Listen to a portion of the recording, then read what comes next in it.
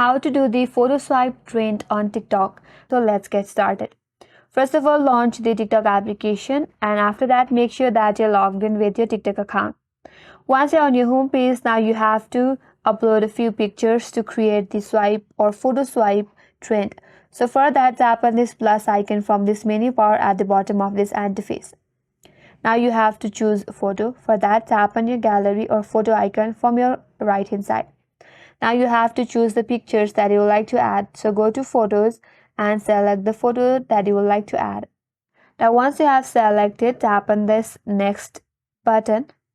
After that, you will get to this interface where there have two options as photo and video. If you select the photo, the viewers would have to swipe manually to swipe or to view all the pictures.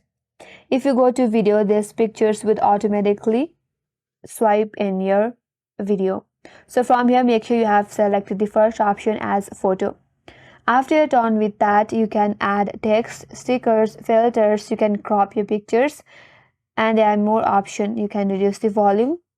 Now if you like to add music, you can simply tap on this music from the top, and then you can select the music according to your preferences to add in your photo swipe. After that, tap on next. Now you can add comments to your photos and then simply tap on post.